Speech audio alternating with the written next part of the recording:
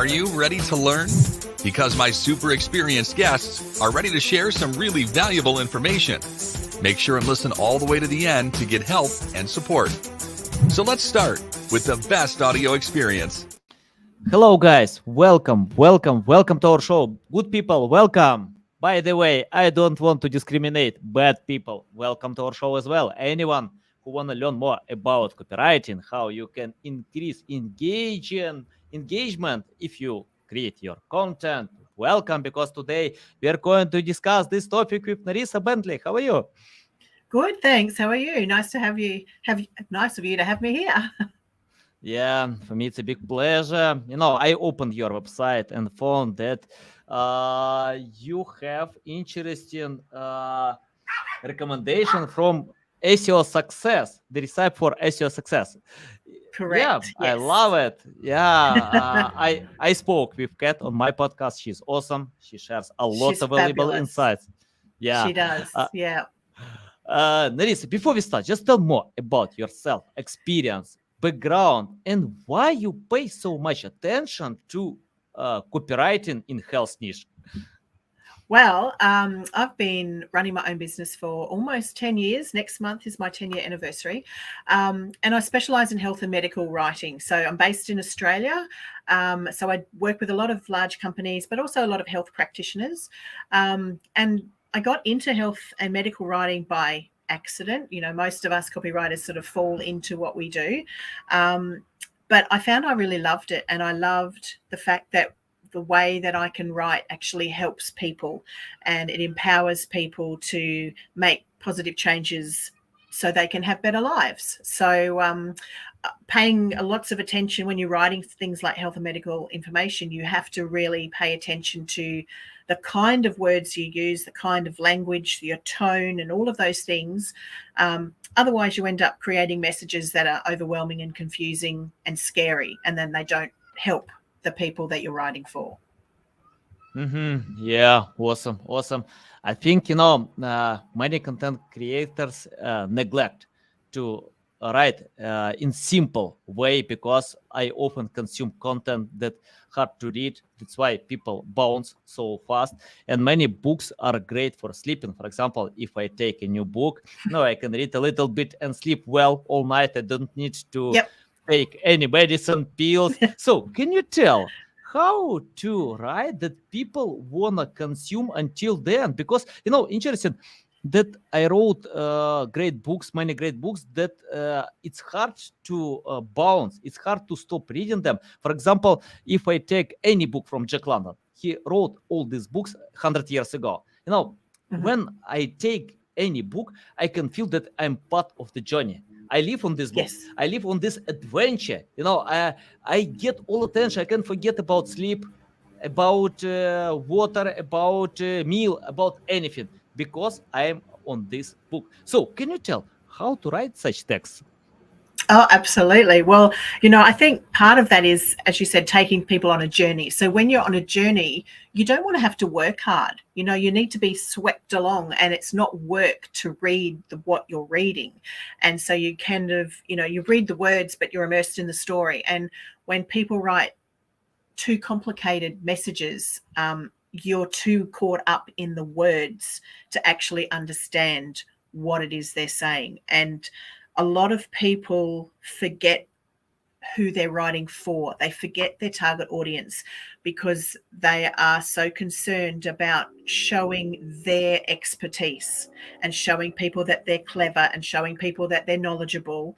And so they use words and they write in a way that shows off, but it's not actually very helpful for their target audience. And that's why people switch off. And when you might look some information up on the internet and you find something and it's so confusing that you click out of there, you bounce straight out of that website and you go and look for something else that's a bit easier to understand. Yeah, awesome. Let me share my story. I started my SEO journey 12 years ago, and I had a team of copywriters who wrote about anything. Any topic. We worked with all niches, and they wrote about health, finance, anything, And Google changed the rules, and right now it's important to consider EEAT parameter: expertise, experience, authority, trust. So, can you tell how it's important today to know the target topic, and can we cooperate? Because I like that you focus your attention in health niche, but we still have many copywriters who write about anything, mediocre content, nothing special, it's just generic. And I think AI tools can replace all of them, because all AI tools are great with rewriting existing content. So any insights how it's important to know topic, and how long does it take to learn about the target niche? Well, look, some organizations spend thousands and thousands of dollars, or even millions, some of the really big companies, learning who their audience is, who they are, how old they are, what they like, what they don't like, how much money they earn, are they male, female, how many children, where do they go on holidays, and all those kinds of things. So if you want to talk to your audience, you really need to know who they are, what makes them tick, what are their pain points, what are their desires, what are their fears, and how can you solve the problem that they have. So that's the first point, is knowing who they are. And if you don't know who they are, then you can't communicate effectively to them. Simple as that. That's the end of the story there. So once you know who your audience is, then you need to, there's 4 sort of pillars that I sort of look at when I'm creating content. One is the content I'm creating what the audience needs or wants? Secondly, are they able to, is that the information that they need, and can they find that information? Then the next part is, can they understand it? And then the final tick box is, can they actually use that content? So if you can tick the box for all of those, then you're well on your way of, hey, we've got a really great, approach here. But you have to know who your audience is. And with, you said I wrote health and medical, but there's people who write content for law. There's people who write content for finance. I don't understand the financial world. I don't understand the legal world. I also don't understand tech world. So when I come across articles that are too overwhelming and too confusing, I stop and I go look for someone else who can explain it, so I don't feel like I'm such a dummy. Yeah.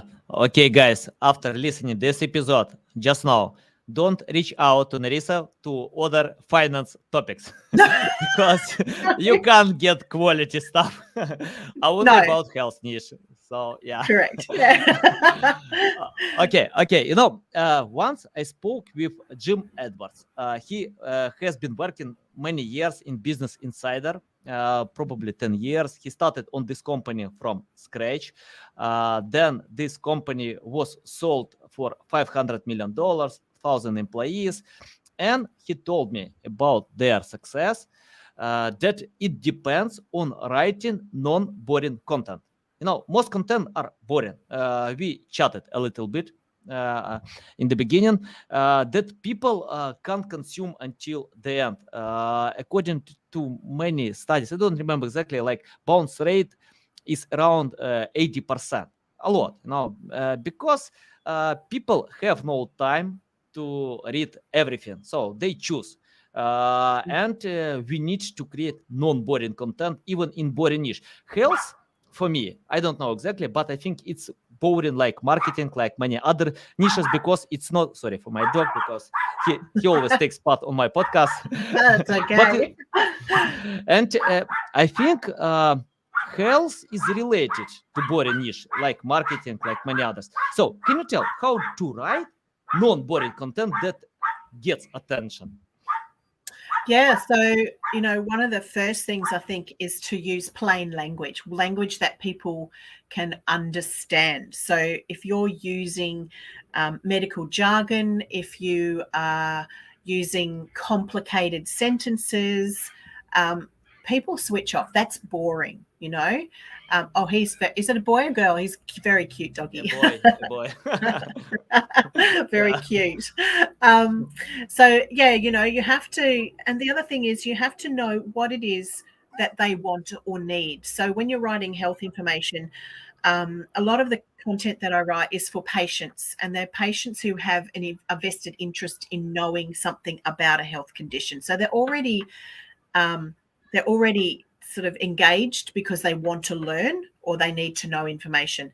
The way you keep them engaged is to write in a way that doesn't overwhelm them, that respects their time.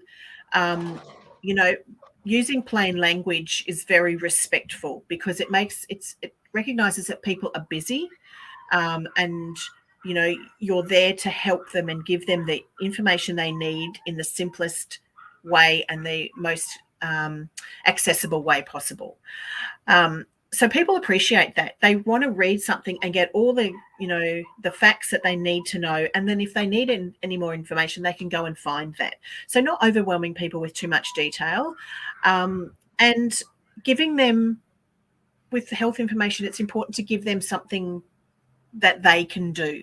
So rather than them feeling helpless and hopeless, oh, I've got this condition, there's nothing I can do about it. There's a lot that they can do. There's a lot that we can all do to stay healthy, but even with health conditions, there's a lot that we can do. So getting them engaged on that journey, I suppose what we talked about earlier is, there's times when they need medical intervention, and then there's times when the most appropriate thing is to actually do things themselves. So getting them to buy into that and explaining, this is going to be the benefit to you if you do these things. Yeah, nice. I remember Albert Einstein talked about simplicity. Everything should be simple as much as possible, but not simpler. So, and probably another quote from him: "If you can't explain in simple way, you don't understand what you are talking about." So, yeah, exactly. I agree with that. Exactly. And look, people, when we're looking at people who are reading content, overall, people have very low literacy rates. Not everybody has a high level of understanding of English. Most things are written in English. We have also culturally and linguistically diverse people. So people whose first language is not English. English is a very hard language to learn, from what I believe. People who have learned to speak English say it's quite difficult. And then we also have people with disabilities. So people with dyslexia or other learning disabilities, or people who are blind and they use screen readers to tell them what the content is. A lot of people forget about those people. So using plain language is not just for, making things simple, but it's making it accessible. And that's what, is really, really important this day and age, that everybody can have access to clear, simple language that is going to help them in their everyday life, whether it's health, whether it's tech, whether it's law, whether it's, I don't know, all these other areas of life. Where do you get your car serviced? Do you know what I mean? Yeah, nice. By the way, I'm on the first stage because English is not my first language. It's my third language. And yeah, for me, it's important to get simple content. And I think it's not only about people with abilities. I found, of course, when people have no abilities to consume content because of some illnesses, I don't know, or it's the second or third language, I found people often are tired. For example, we can work hard, we can lose our attention. So if people have this feeling, it's hard to read hard written content. So yeah, it's better to simplify their lives. Yeah, and people don't want to work hard. They don't have the time. And I know with COVID, that was very, very exhausting for a lot of people. And, I read a lot of novels, but during COVID, I didn't hardly read anything because I was too tired to work for my entertainment. So when you're talking about sending out content to people, whether it's to get them to buy something or do something, they don't want to work hard at that. That's not even entertainment. You know what I mean? So making it simple and easy for them to take action, it's just so important. Yeah, agree. Okay, you mentioned about it's important to learn readers, customers, to understand them. To get data, and companies can spend a lot of money to learn customers. But once I read interesting book from Damon John, and he shared a story about the girl. This girl was an introvert, and she didn't have any friends. But once she decided to post content about herself on social media, on Tumblr, and million people started to follow her because million people are the same, they loved her content, they loved all her insights, and she became famous because of posting about herself. And I found that many influencers, not only about this girl, many other influencers don't learn their audience, but they play themselves. They share information about themselves. It's like intuition. They naturally understand their readers or users, followers. So name them. Okay, can you tell how to find the balance between data and intuition that you might have from your experience? Yeah, that's a really good question. Look, I think in terms of intuition, we are all human. Where doesn't matter how old we are, where we've come from, where we've been born, what family situation we're in. We are all human. So we have one of our most basic needs is to be loved and respected. We all want to feel like we belong. We all want to feel like we're valued. We all want to feel like that we're important. So that is a common denominator across the globe. So if you start there and start thinking, okay, how do I feel? What makes me feel like I'm valued?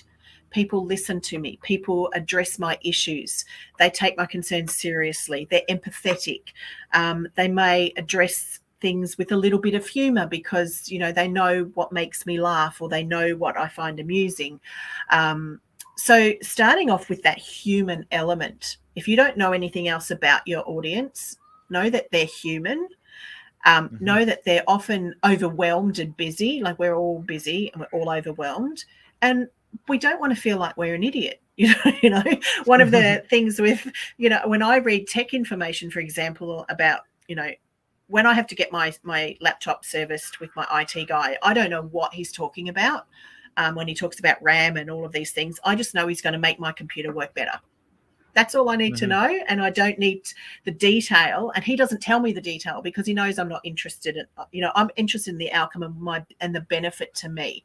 I don't want to be made to feel really dumb because I don't understand technical terms in an industry that I'm not familiar with. So treating people with respect and not talking down to them or making them feel stupid because they don't get something. And so that's not to say, there is a balance between, treating people like they are stupid. There's that fine line between, okay, let's assume that they don't have any background knowledge about this subject, but we're not going to talk down to them. We're going to just chat to them like we're sitting having a conversation here and now. And if we need to use a complicated term, then we're going to define what that term is. And that's what we do in the medical world is if we try and avoid the jargon where possible, but sometimes we can't avoid that because these are the terms that doctors use when treating patients. So when we have to use that term, then we have in brackets an explanation of what that is. So people go, oh, okay, so next time the doctor tells me or mentions this topic, this term, I know what they're talking about. So it's that gentle education without saying you're really stupid if you don't understand all these things. Yeah. Okay, nice. Love it.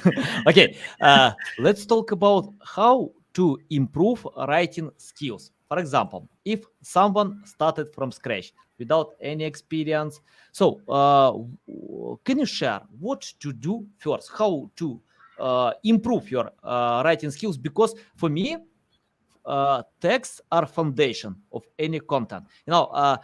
If you ask me, by the way, many times my customers on podcast, people ask me what I'm thinking the most important piece of, element of content. I always tell writing because text, people read text, Google scans text, And if we check out Wikipedia or Investopedia or many other websites, they neglect design, but they share high quality, valuable text. That's why it's so popular. So can you tell how to improve writing skills? Yeah, absolutely. So one of the first things is to remember that not everybody has high levels of literacy. So not aiming it at a high level. So that means using shorter sentences, using shorter paragraphs. It means using words that we use everyday language. And that may sound really simple. So, there's a lot of people might use the word, for this to occur, X, Y, and Z has to happen. Just say for this to happen, we need X, Y, and Z. So really cutting down the wordiness and looking at the most simple, direct way we can say things using words that people use every day. Avoiding jargon, as I said before, and using explanations if we need to. And then often using pronouns and talking to people. So rather than saying the people, we say you and yours, or your family, or us, or we, and it becomes a more personal interaction when you use those pronouns. And using an active voice. So when I say active voice, that means, saying the boy ran down the street, or the boy is running down the street. So, looking at all of those little things add up. And then if there is a complicated concept that you need to actually explain, there's no reason why you can't use an illustration. And that's why we see a lot of those sort of things when we talk about health and medical, is we trying to describe the anatomy of a human being. It can be very complicated. But when you have a drawing and you can have arrows and pointing to things and showing people where these things are or how something may happen, you don't need words for that. People can use their other side of their brain to look at an illustration. And then other things like breaking text up with lots of headings, using dot points, and using tables or lists. So, rather than lots of words, we can have tables and people can compare one to the other. So it's looking at how to reduce the amount of wordiness in your writing and using the simplest language that you can. And so there's a lot of different ways that we can do that. Nice. Awesome. Love it. Okay. Let me tell more about Jack London. Once I read a book, Martin Eden, about a guy who didn't have any education, but with consistency, he achieved much higher results that many other people can dream, because of consistency of writing. He wrote every single day. Nobody believed that he can, but he achieved all these results. Of course, it's only a story, but many people can think that Martin Eden is related to Jack London himself. So can you tell about consistency?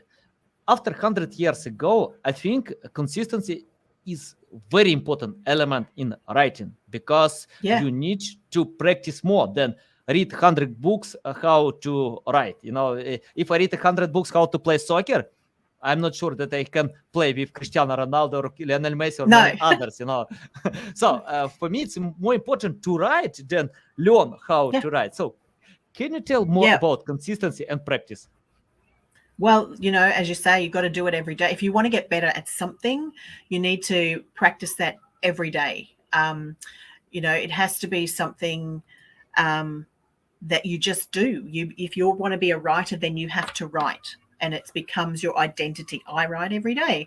And sometimes, it can take time to learn the skills, because naturally, I used to write a lot more complicated than I do now. Because that was just my natural way. I studied writing at university, so my writing was a lot more complicated. But over time, I've had to learn to pare it back and take away all the extras. And you do that with practice. As you say, you can't learn to play soccer by reading books. You can't learn to write simpler language by reading books or doing a course. You actually have to write something, and then you go and look at it again. So write it, put it away for a day or two, and come back and go, wow, look at it with a different lens, and there's tools that you can use to do that to help you. So one of my favorite tools is the Hemingway app. So you can actually copy the content that you've written into the app, and it will tell you what grade level it's at. And generally we want to aim for a grade 6 level. So somebody who's 11 or 12 years old, that is generally the ideal, because we know that most people will understand that. So it will tell you the readability level. It will tell you where you've got really long, complicated sentences where you perhaps can cut it in two. It will tell you where you can change words, to a simpler version of that word, looking at, how you can remove some of the complicated language and how you can improve that to become a simpler version. And then as you make those changes, the readability level on the side shows you that you're making those, it's becoming less complicated.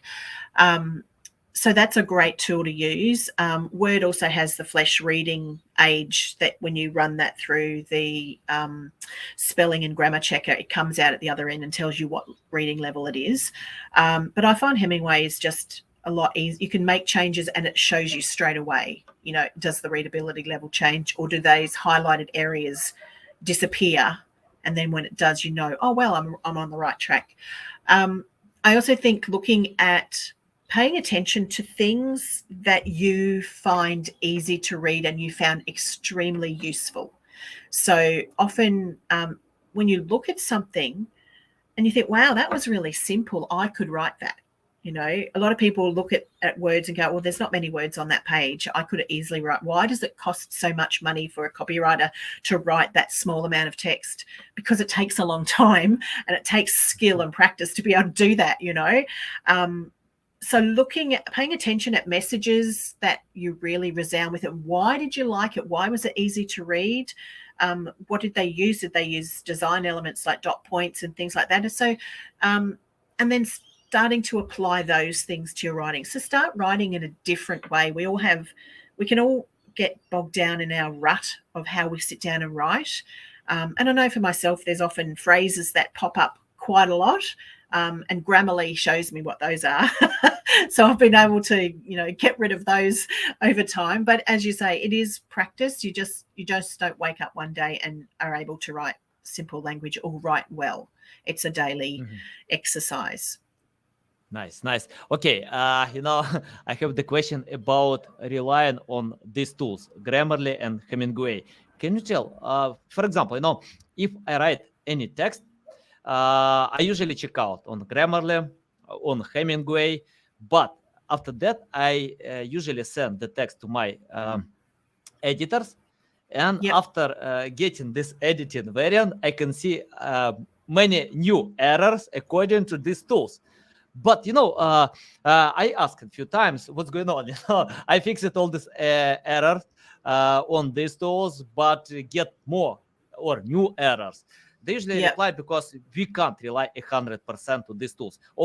It's interesting, editors use these tools as well, but they have own experience to find the balance between tools and their experience. Can you tell how to find this balance? Well, look, often, I'll find myself when Grammarly's checking something and it'll make a suggestion. And if I look at it and I go, that's not going to make grammatical sense. That's not right. I have a very good background in grammar and writing, from the English point of view, because that was my education.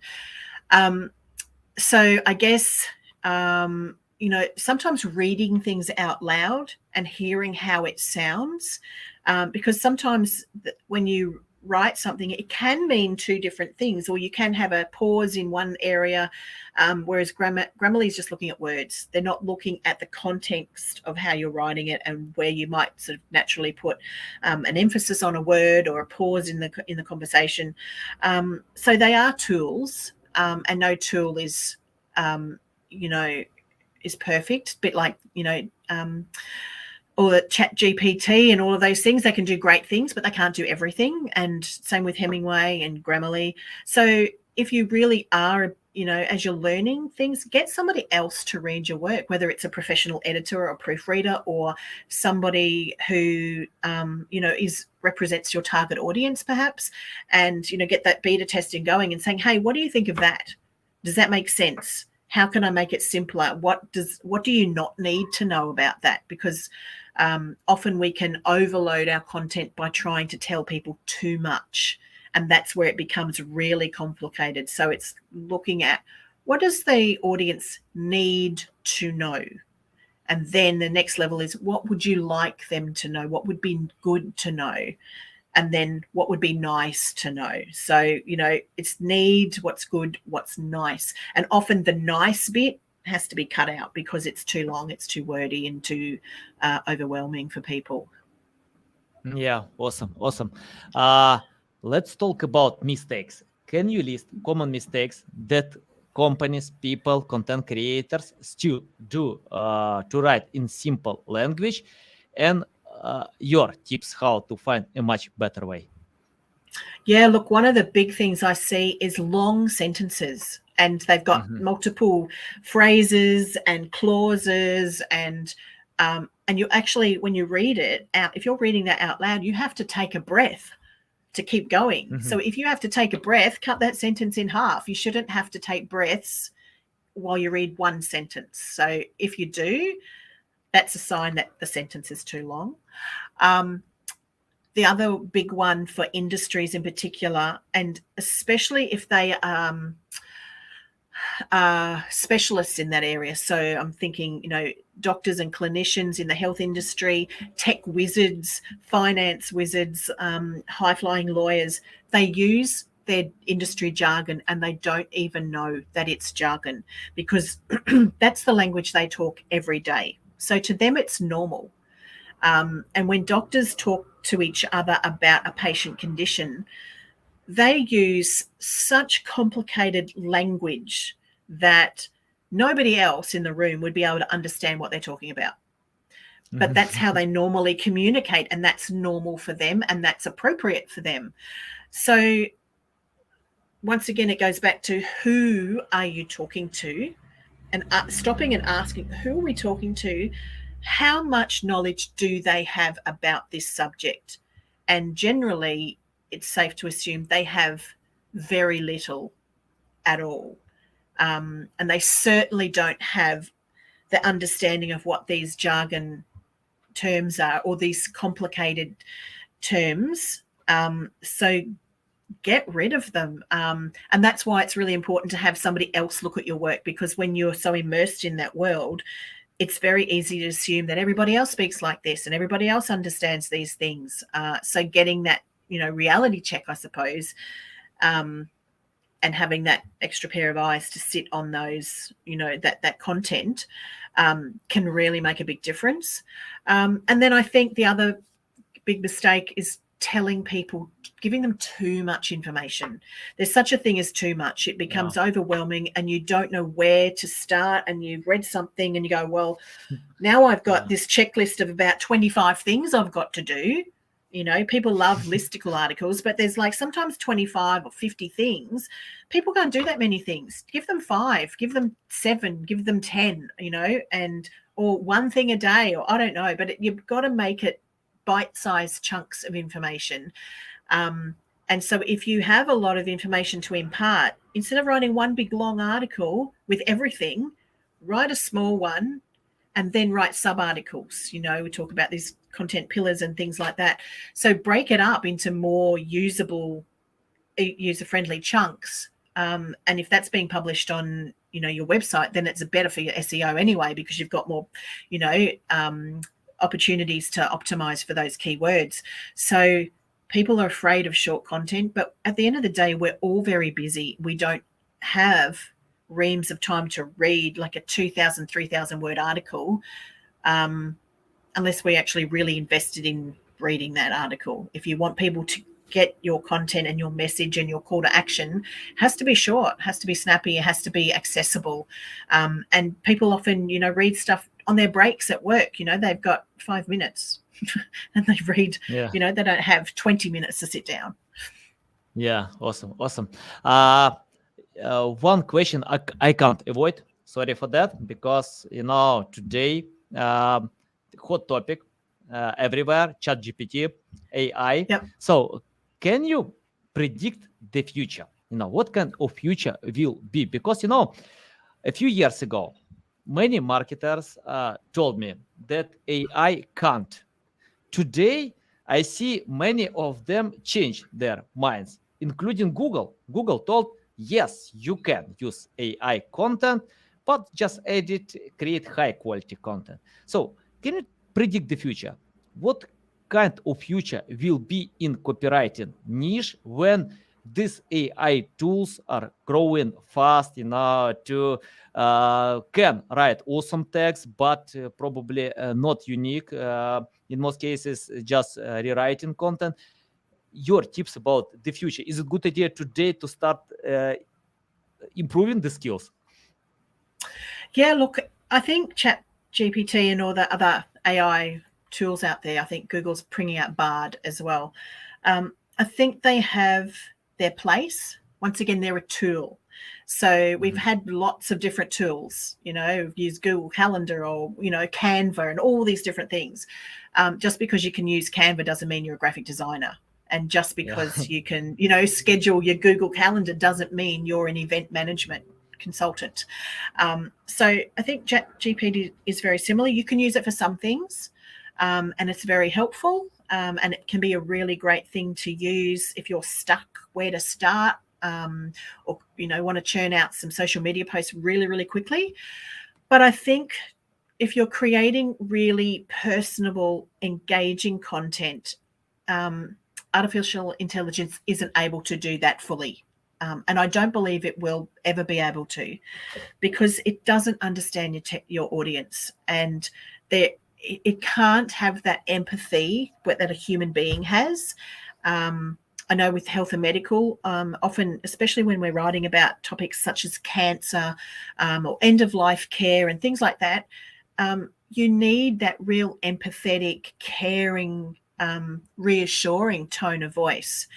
And I don't know how well the artificial intelligence is going to be able to do that. Look, maybe it can down the track. I don't know.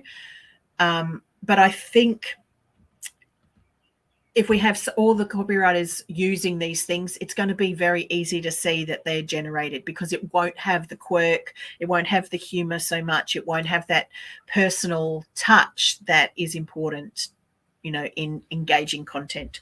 So look, you can use them as a starting point, and as you say, perhaps edit to create that content, but you also want to make sure that your content is unique.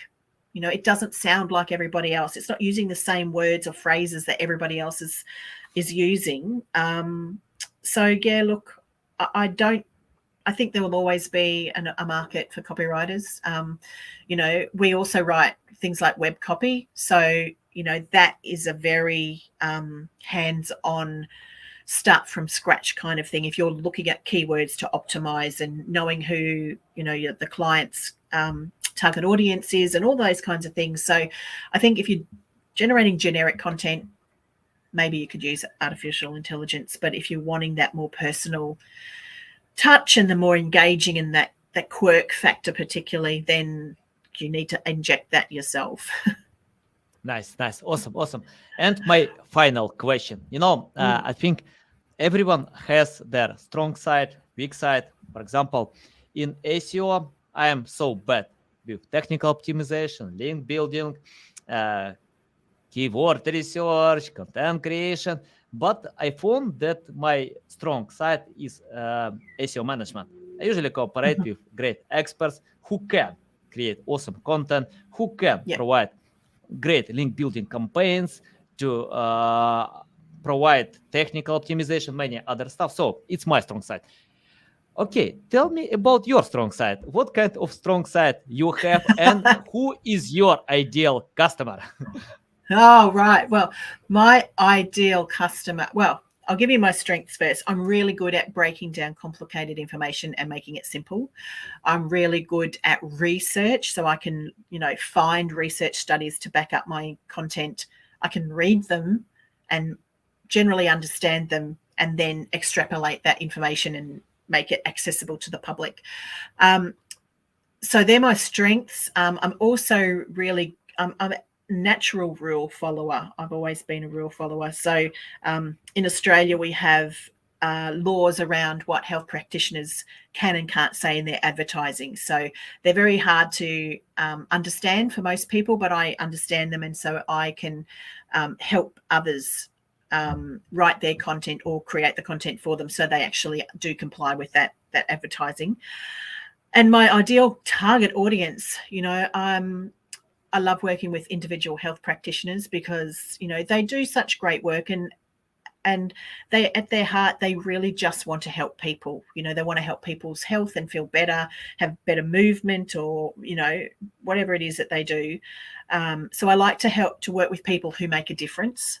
I also like to work with people who, so when I'm looking at the larger companies, it's not the company who employs me, it's a person in marketing often who's been given a massive job and they don't have the time or resources to do it and they don't have the knowledge. So once again, it's working with people who need my help. So it's a very much a collaboration. And so I come in and I go, okay, what do you need? How can I help you? How can I make your life easier? So people, my ideal person is people who need my expertise and who are willing to say, I don't know everything. Can you please help me? I certainly shy away from people who think they know it all and tell me what it is that they have to do and then tell me why, they have written why their content is better. So, if that content's better, just go and put out your content. Why are you contacting me? Do you know what I mean? Nice. So, yeah. Good people. I like to work with happy people, friendly people, and have that personal, we don't have to get into everybody's details, but just being able to say, hey, how was your weekend? Having a bit of a chat on the side and getting to know that, recognizing that they're human beings, I guess, Awesome. Yeah, I know your weak side. You can't write about finance topics. I know. No, I can't. And I can't write legal and I can't write tech and I know nothing about motor cars. So my son does, but I don't. Yeah. Awesome. Nerissa, it's a big pleasure to get on my show, to learn from you. Tell our audience the best way how to learn more about you, how to reach out to you, how to follow you. Well, you can find me. My web address is melbournehealthwriter.com. So I'm based in Australia. I'm also on Facebook. I'm on LinkedIn. You can find me. I'm on Instagram and I'm very, very occasionally on Twitter. I kind of don't use Twitter much at all now. I've got too many other things going on. So probably my website's a really great start. You can sort of see what kind of things that I do and how I can help people. And then, LinkedIn and all my other socials. You'll be able to find my socials through my website anyway. So nice. Guys, you can find the link to LinkedIn profile and website in the description below. Listen us on Apple, Google, Spotify. Thanks again for your time. A big pleasure. Love all your valuable insights. Great to speak with you. Yeah. Okay, guys, thanks a lot for listening and watching us.